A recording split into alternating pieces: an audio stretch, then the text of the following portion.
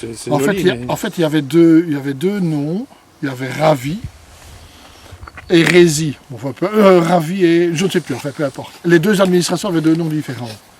Et c'est un beau matin, disons, après une discussion au cabinet, etc., que j'ai dit, ben voilà, appelons-le Ravel. Mhm. Et donc le Ravel, c'est donc le réseau autonome des voies. C'est pour ça qu'il y a un petit E, des voies lentes. Alors, le principe général, c'est le MET effectue les investissements. Aujourd'hui, le SPOE, bien sûr.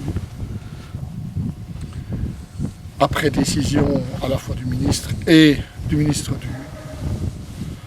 du MET, enfin du SPOE, route, et du ministre de l'aménagement du territoire.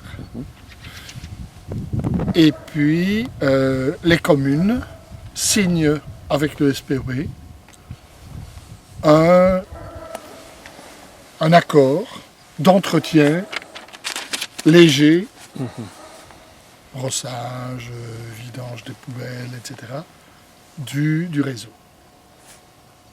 Alors, au niveau des indications, il y a deux types, je vais dire, de mobilier, si l'on peut dire.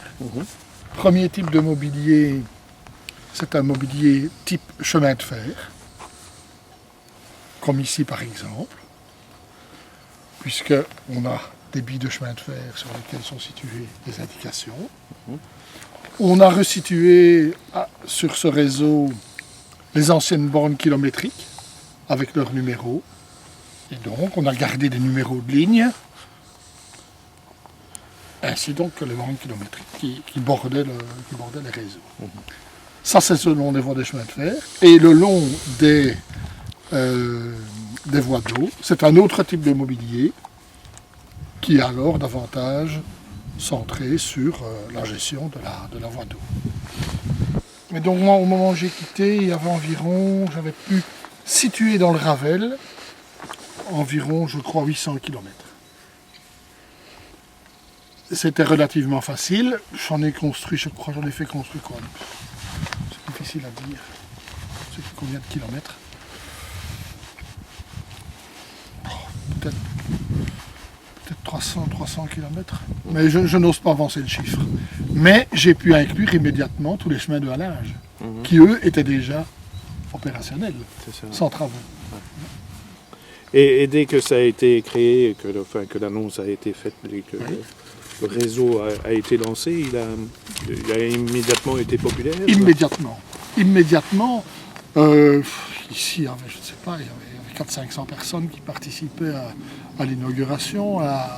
Quand j'étais à Villers-sur-Lez, à Rochefort, c'était le même nombre. Et alors, il y a, je vais dire, un élément qui était très important, c'est que il y a eu un grand débat sur le revêtement du Ravel, avec de la contestation, notamment de la part de certains cavaliers dans la région de Namur, qui estimaient que les voies de chemin de fer telles qu'elles étaient devenues, c'est-à-dire revêtement herbeux, étaient nettement plus intéressantes qu'un revêtement induré en tarmac. Je trouvais que le Ravel devait être accessible en tout temps, à tout le monde, et en particulier, je veux dire, aux personnes qui se déplacent en charrette de handicapés.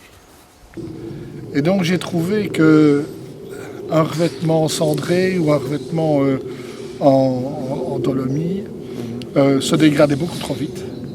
En cas de pluie, il était inutilisable et il était beaucoup moins roulant pour des handicapés en fauteuil.